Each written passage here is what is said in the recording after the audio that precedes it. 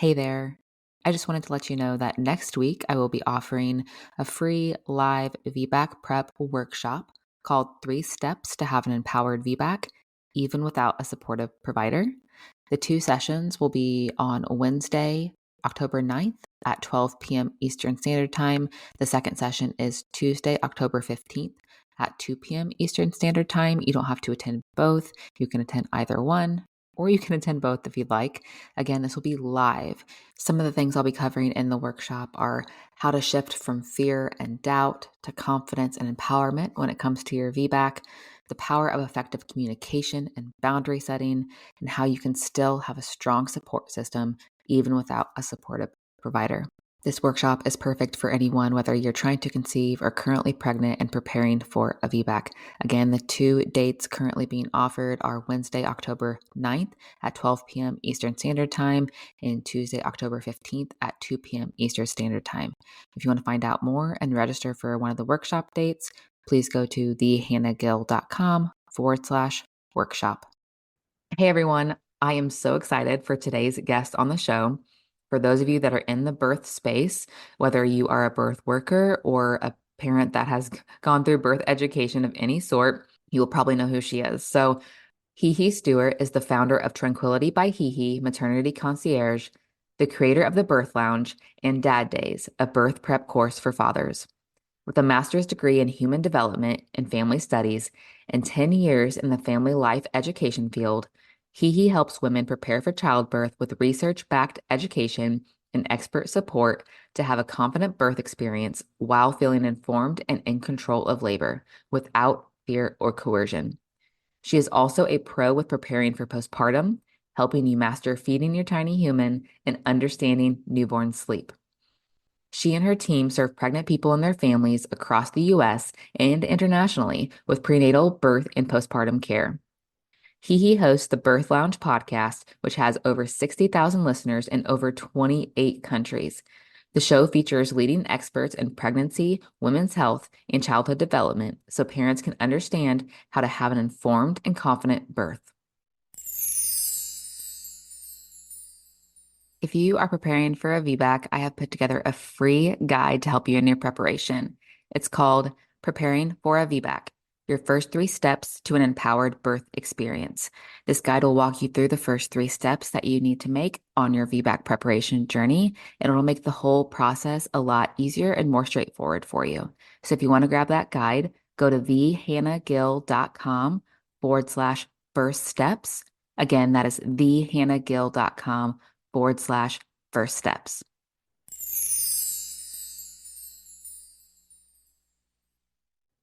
I'm your host, Hannah Gill, and this is Motherhood Flow.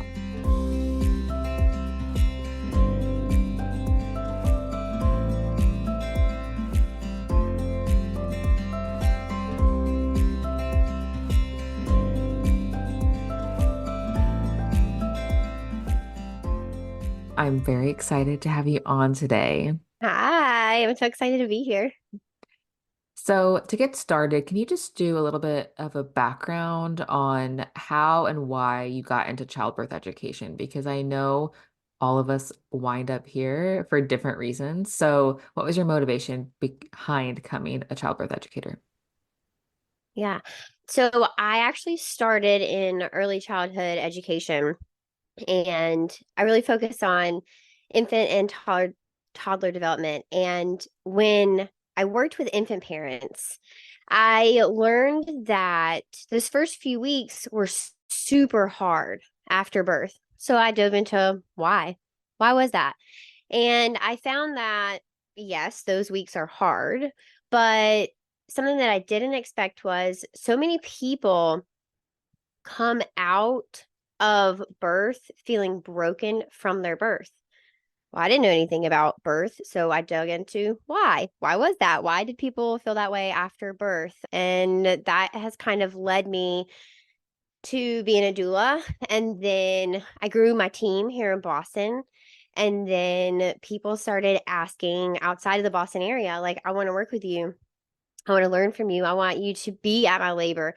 And so it really allowed me to kind of expand what we offered in order to have that bigger reach and that bigger impact to help people kind of all over. So much of our education is based in not only how to have the birth that you want, because that is obviously super important, but how to avoid the things that you don't want, right? We are going to go into your birth like prepared a little differently than what the hospital childbirth education traditionally teaches. Mhm.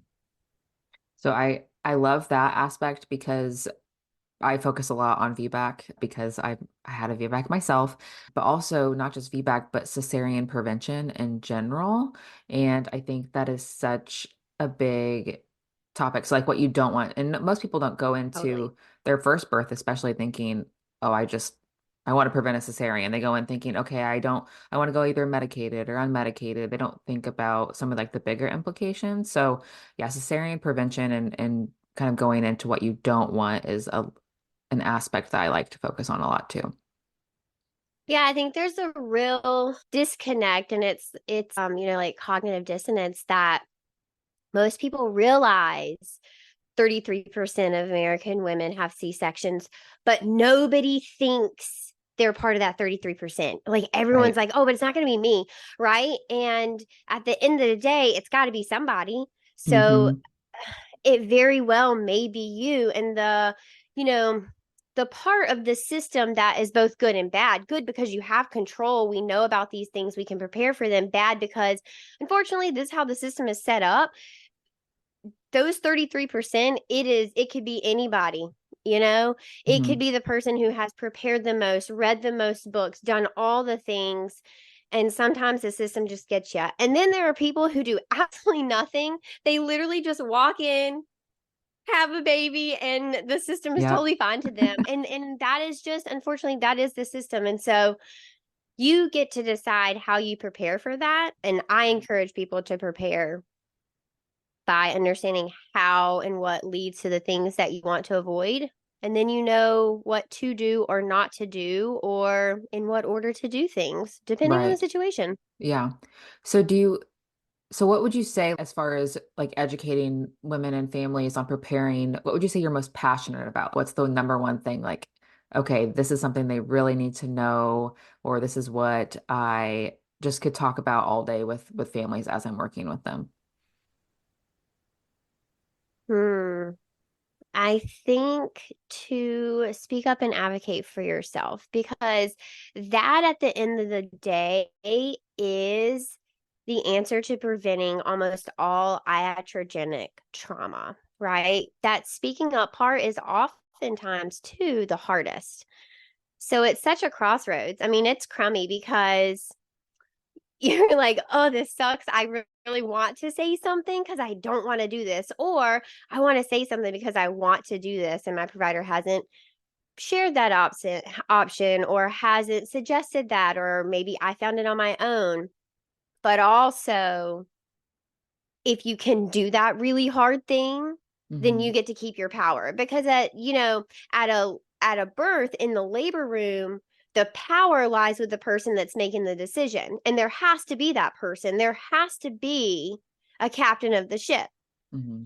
always. And so it can either be, or many times it is, your doctor, or it can be you. And so the minute that we give over that control of letting other people make decisions for us rather than being, a consultant, a guide, someone that, is very educated, and we respect their opinion, their Hmm. clinical suggestion. Your doctor is not the enemy. A they have a practice. They have a protocol. They have Right. hospital protocols to answer to. They have insurances to answer to. There's a lot of things that your provider is doing for the hospital or Yeah. for their job. Hmm. And you have to find a place where what you want and what your provider wants blends, which is also another important thing, finding a provider that is aligned with you. There's so So many flavors of providers out there. yes, there are. And there's so many options that people don't even like. Some people might not know that midwives are in hospitals, or some people might not know that there's a difference between an MD and a DO. There's like just, and then there's like family medicine, and there's so many different people you could have on your birth team supporting you. So there are those different options there. And you mentioned like advocating for yourself. And I know that a pushback that I get from a lot of people is like, well, how am I supposed to advocate for myself when I'm in the state of in the middle of labor, basically, and I'm in that like Yeah. mental state. So I want to touch on like having like building a birth team as far as like a partner or a doula or someone else that's there with you, because those individuals can also advocate for you if you are not in the capacity to do so. And I also know that a lot of people can't either afford or they don't know what a doula is. So preparing the Yeah. partner is such an important thing to have them have know your wishes and know what you want and know how to advocate when you may not be in the capacity to do so. So how can we prepare our partners to be that advocate if we don't have anyone else there? Yeah. So I think that this is true for both your work with your partner and your work with your provider. It starts before you're in labor, right? So one of my favorite key phrases that I tell the people in the birth lounge is the longer your runway, the smoother your landing. So the longer that you can prepare, the longer runway you have to make the decisions you want, do the research you want, educate yourself on all the choices. There's so many choices that can be made, right? You want to do this incrementally so you don't feel overwhelmed. So start early, like really early. Hmm. As soon as you find out you're pregnant and you settle in a provider, find a provider that you like. Don't be afraid to switch. When you find somebody that you like, start asking questions about your birth, about hospital policies, about their philosophies. With your partner, you're going to, I mean, they can come to your prenatals if you want. You can model it for them. You guys can do it together. They can actually help hold space for you. One of the best things you can teach your partner is how to pause the room. And this simply just means literally just pause the room. And they just say, like, hey, can we pause for 10 seconds to Hmm. let Hannah like get her mind straight for 1 second, and then they turn to you and they say, Hannah, you look really stressed out. Do you want like a few minutes? Are you okay? Do you want to take some few deep breaths? Like, what do you need right now? Hmm. Pause the room. That's it. That's all it takes for partners. Be honest with your partners about what you want. They can't advocate for something that they don't know you want. They're not a Yeah. mind reader. So it's Hmm. really important that you loop them into these decisions. Now, you have to be prepared for them to have their own opinions. They are going to have feelings about these decisions. This is Hmm. their baby too, you know? And so be prepared for hard conversations. Again, while we want to do it months before your birth so that you have time to have these conversations. You don't feel rushed. You don't feel like it's now or never. You have the time to each do your individual research, come back together, have, more discussion. It is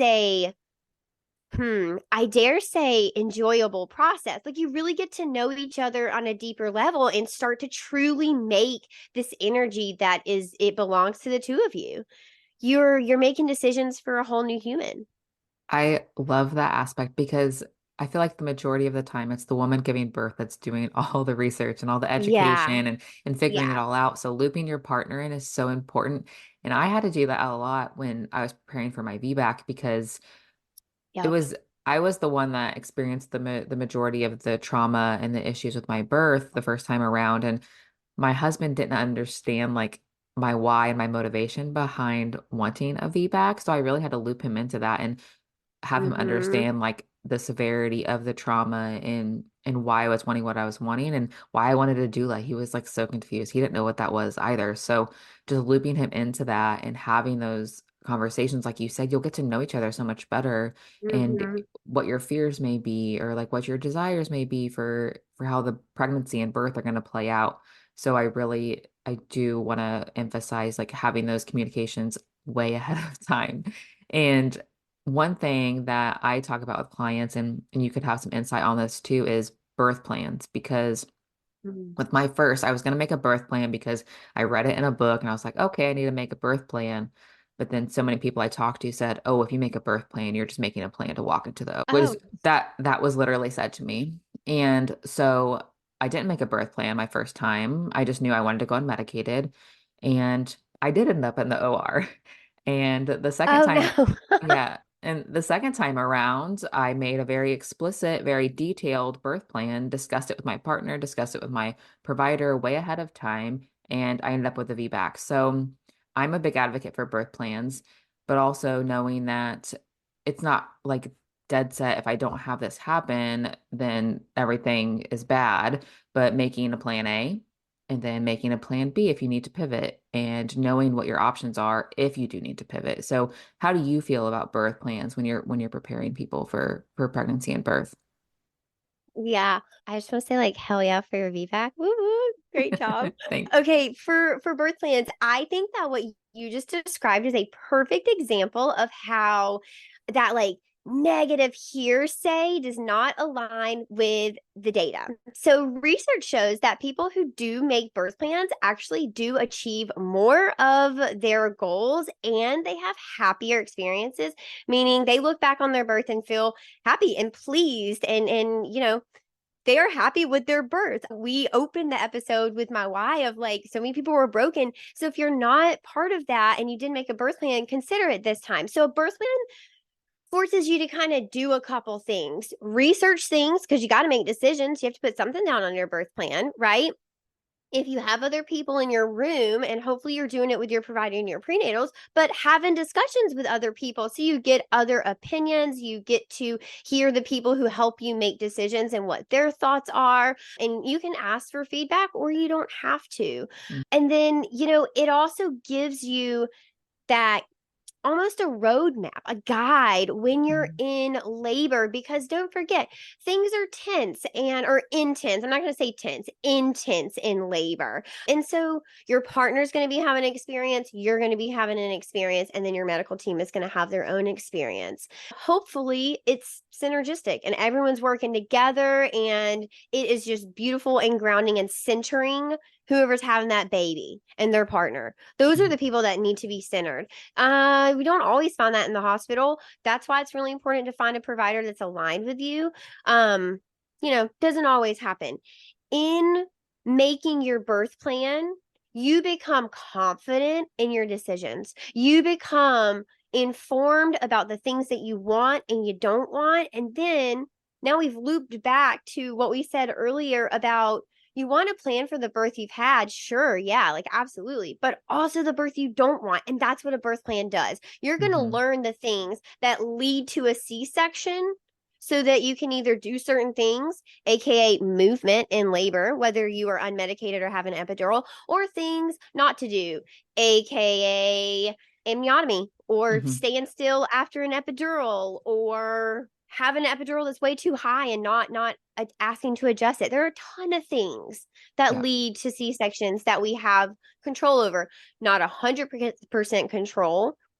We'll never have 100% control of labor, but as much control as we have, that's what a birth plan has the potential to teach you. And I think that people will take it in varying degrees of seriousness. And so you're people like me, type A, really organized, want it all typed out, want to think through every situation. That's how we're going to treat a birth plan. And then you have people like one of my best friends could not even be more relaxed in life. Like, let's just take it day by day. That's how she's going to Mhm. walk into birth. It works for her, right? I think whatever floats your boat when it comes to birth plans works, but just know they are evidence based. Yeah. So don't think that they're a waste of time or that they are a quick trip to the OR. That's Yeah. ridiculous. That's Yeah. crazy. Multiple Crazy people told me talk. that. But That's crazy. I know. And one thing I always with my own experience and with my clients is I tell them if you make a birth plan, take it into one of your prenatals and discuss it with your Oh provider yeah. and be like, can you look at Mm-hmm. this? So my OB even put mine in my chart. We discussed it ahead of time because I knew like VBAC was going to be a very specific thing and things that I wanted. So we discussed it ahead of time. She was aware of it. And then I brought a physical copy into me in with the hospital and I talked to my nurse about it before we did anything. I was like, can you please look at this? Let's discuss this because it's one thing for you and your partner or your doula to like know your birth plan, but if your provider and your whole birth team don't know what you want, then how are they supposed to honor that? Yeah. So I also think it's really important to start early with this as well. Let's say you bring it in at 38 weeks and you get through just like one or two questions and you're like, oh my God, I have a whole page of birth plans. And, you have your baby the next week.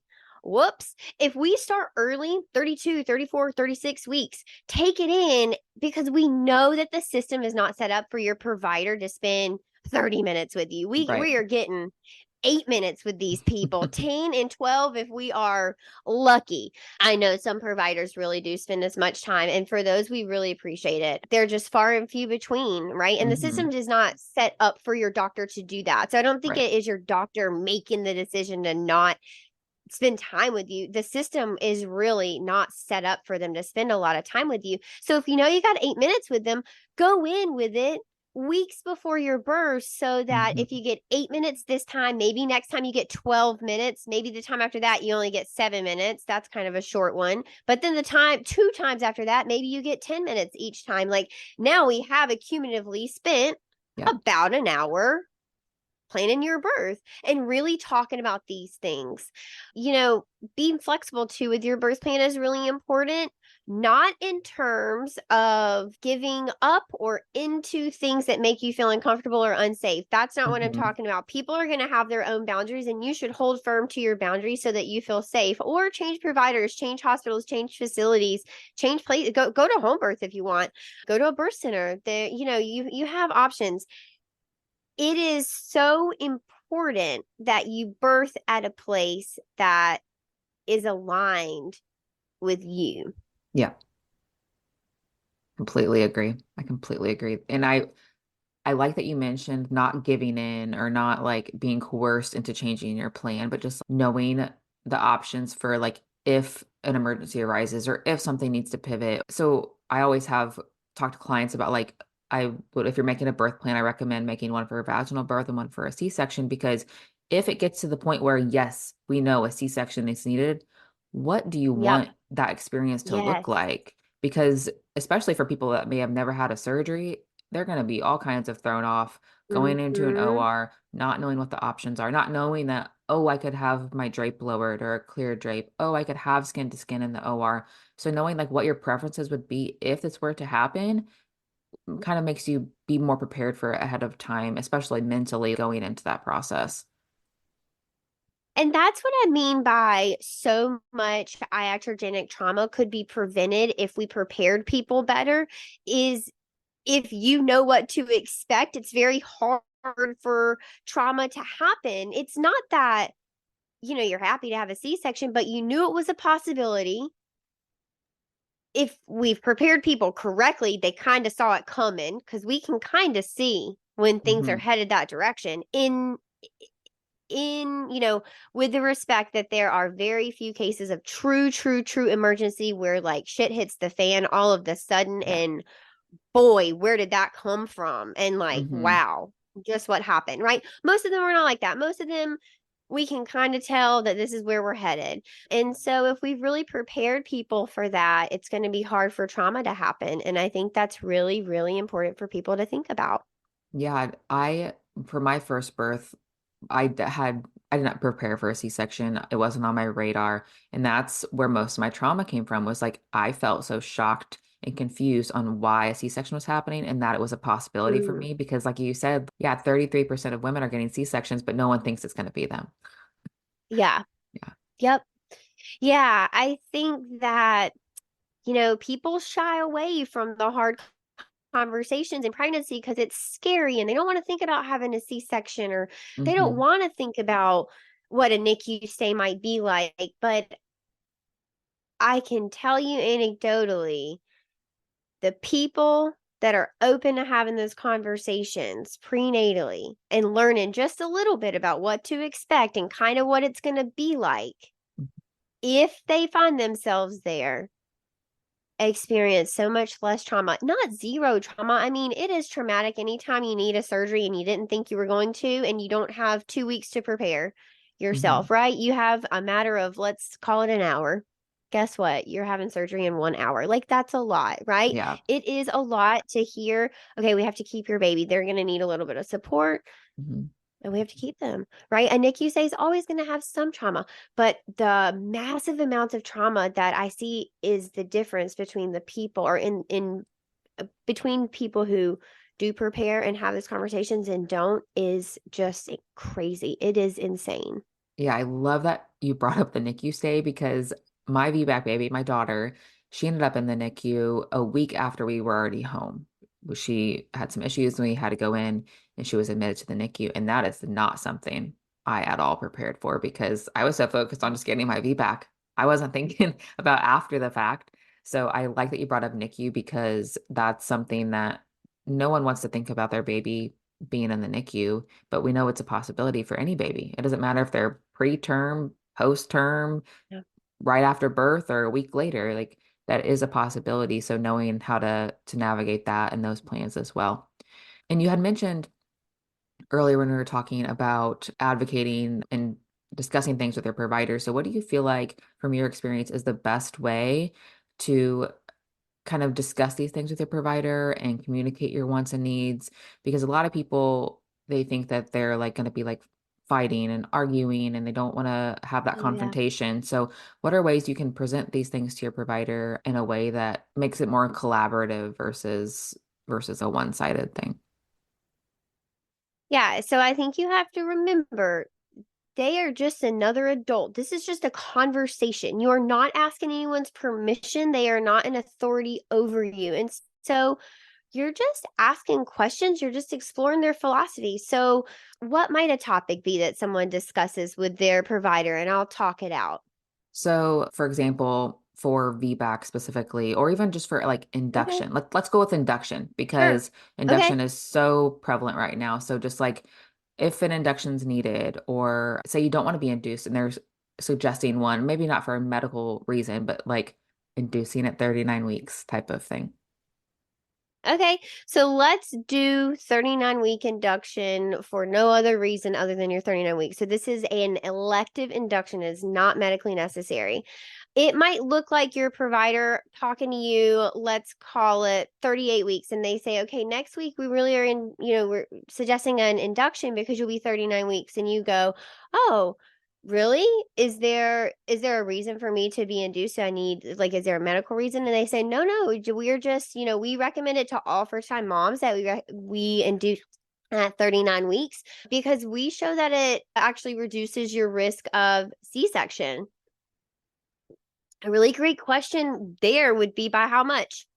And hopefully they have the hard numbers, and it is about 17% to 21%. So that's kind of negligible, especially for someone who doesn't want to be induced. And so you can just share that with them, and you can just say, to be honest, I don't know that I'm so impressed with those numbers. And I do have a strong preference that I wait for spontaneous labor.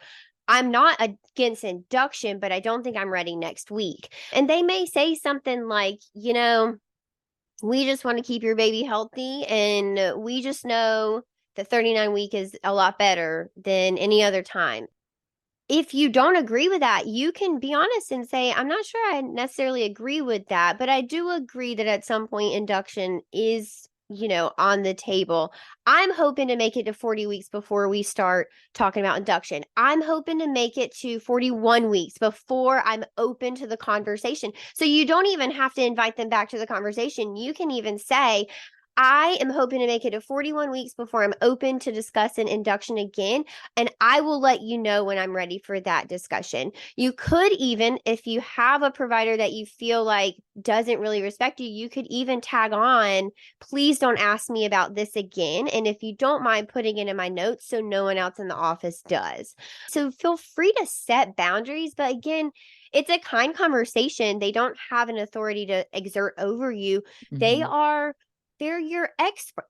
They're your expert. They are your Hmm. counsel. They are someone who is highly educated in this, but also is practicing a medical model of care. So if you're someone who leans a little bit more less intervention, or maybe you're more appropriate for midwifery care, maybe you are more appropriate for midwifery care, but you can't find any midwives in your area. Hmm. Maybe you don't want to have your baby in the hospital, but you don't have any other option because you live in rural America and your next closest hospital is 3.5 hours away. There's a Hmm. lot of restrictions that can go. So depending on the provider that you find and you settle down with, is going to kind of dictate how you have these conversations. But start with questions, right?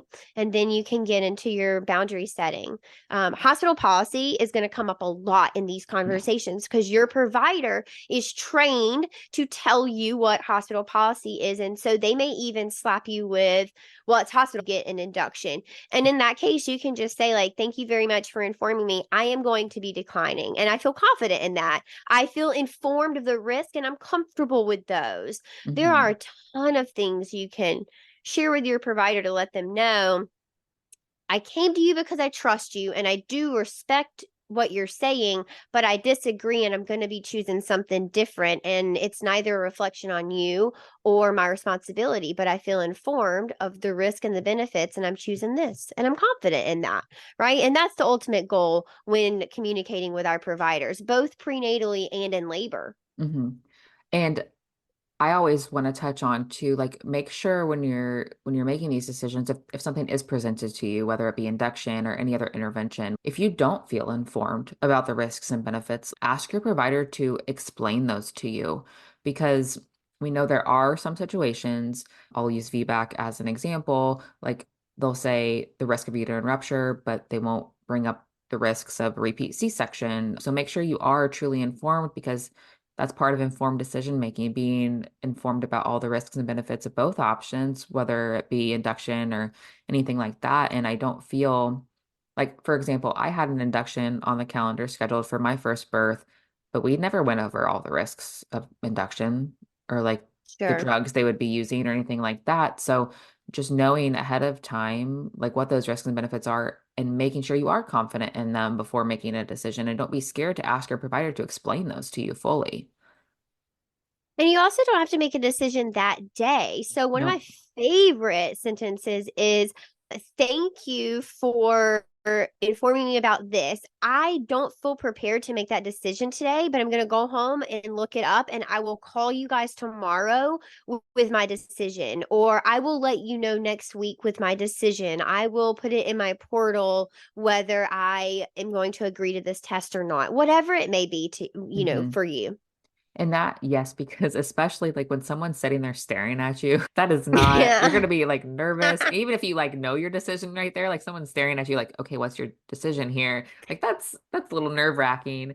And that's another reason bringing up preparing early, because if you're in the middle of labor and someone's like, okay, we need to break your water, we need to use Pitocin, and they're staring at you like, what's your decision? Like that's another excuse to be like, okay, can we take a minute? Can we have some alone time to discuss all of this? So someone's not like staring you in the face, like, okay, we need your decision now.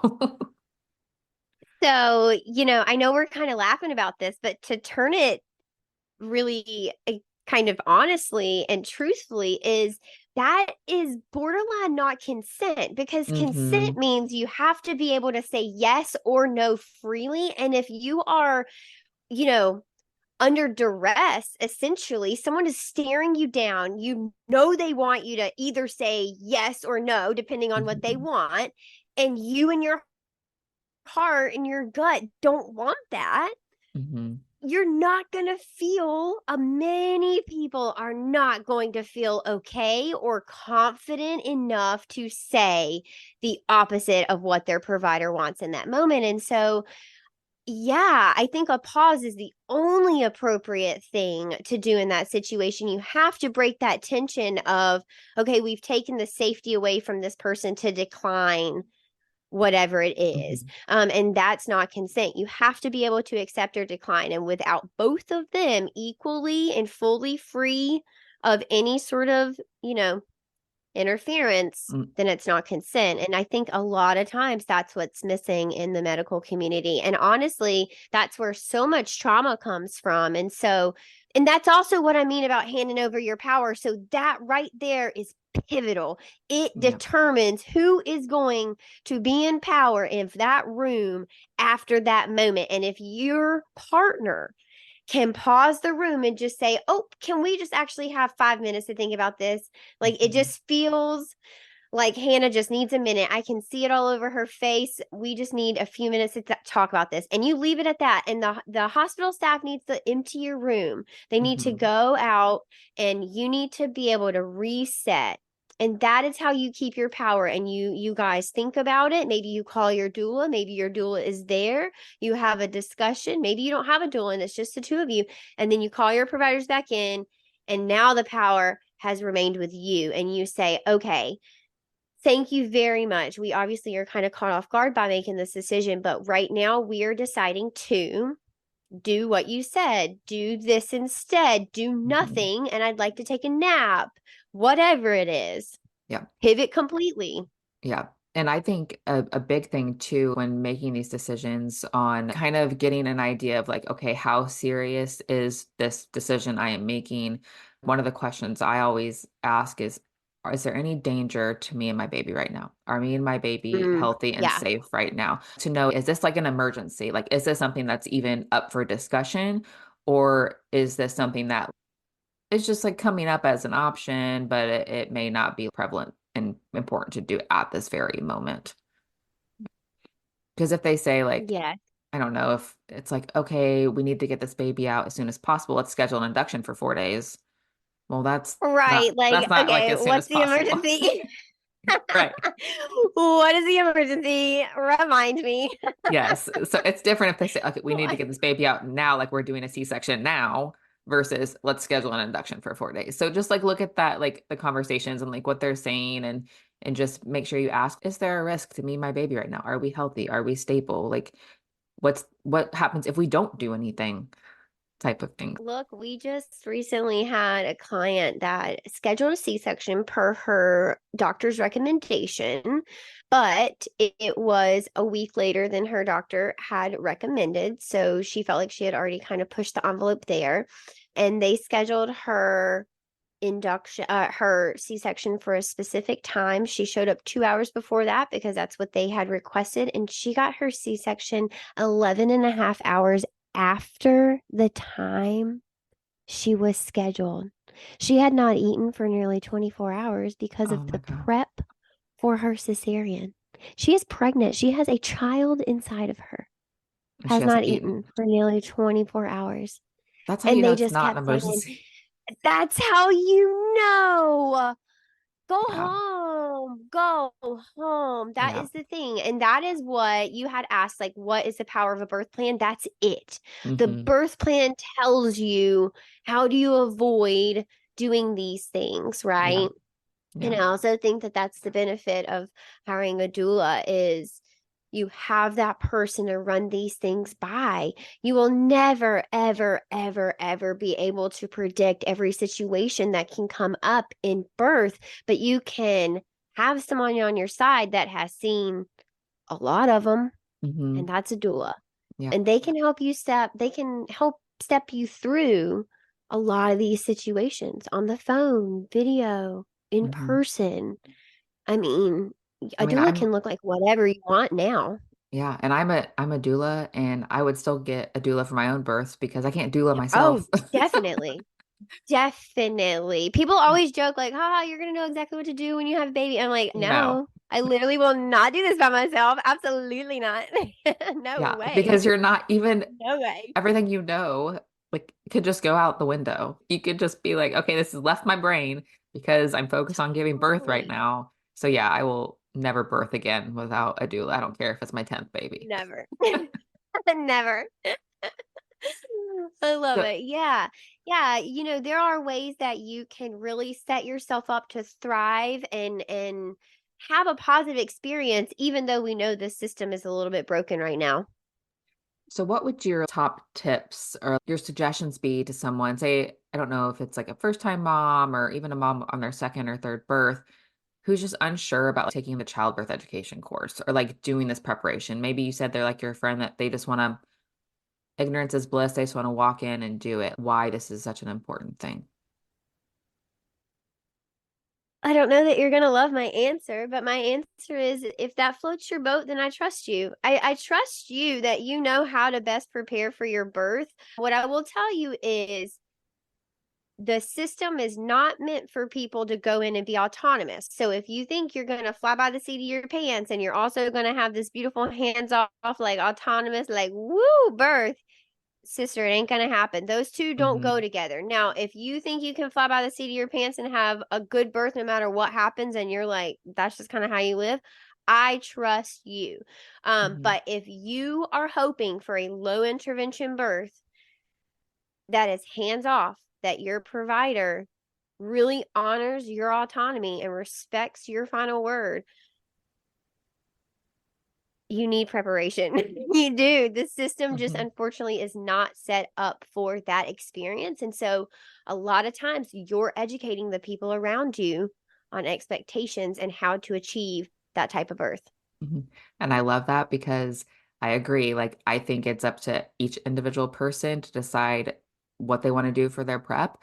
But knowing Yeah. what type of birth you want is going to affect and impact the prep you should be doing. So, like you said, like if someone doesn't care, they want to go in, they want to get all the things happen, they want all the interventions, they if they want to schedule a Or C-section, like don't. Yeah. yeah, or like Yeah. whatever they want, that's fine.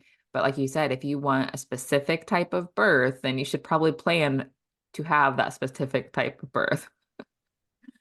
And how to avoid the things that pull you off of that course. Your goal Hmm. is to not have a C-section. You know that labor arrest or stall of labor, labor dystocia, they call it all sorts of things, is one of the main reasons of a C-section. Now you should learn, I call it unlearning that. You should learn, what do you do to avoid that? You keep moving, you're upright, you go Hmm. unmedicated as long as possible. Once you get an epidural, you're still upright, you're moving, right? Hmm. You're opening your pelvis, you're using that peanut ball. You have your epidural on a very, very low dose, something that is tolerable, that you feel the pain relief, but also hopefully that you have control over your legs, that you are somewhat mobile. We want you to be able to get in different positions and you have control over the epidural. A lot of staff won't tell you that. A lot of hospitals don't present it that way. A lot of times there is discussion that there is a policy that you have to either call the doctor or the anesthesiologist back, and that is often presented as a burden. It's okay. You can Hmm. totally ask them to call those people back, especially if you think an epidural that's too high is going to cost you your vaginal delivery. Call Hmm. that person back. Tell them, I am scared. This is too high. I'm telling you right now, please turn it down. I have goals of a vaginal delivery and I feel like this is too high. Yep. Perfect. That's all you need to say. They have the ability to turn it up and down. And once you say that, they should be able to do that easily. They understand where you're coming from, they understand why, and you gave them a solution. They may talk to you a little bit about the risk. If you're okay with those risks, then say, perfect. I'm okay with that. Please turn it down. Yeah, I think Up's across the same thing. yeah. I think across the Yeah. board, just communication, clear communication as much as possible on both sides, from you and your partner, from your birth team. Just having that clear communication can prevent so much just like uncertainty, is just having like awareness and that consent and that information that you need, and just being able to understand what's happening in the situation. And most of the time, you're going to encounter people who are really receptive to this and they love the information. And you're even going to encounter people who like truly sit down and really get to know you.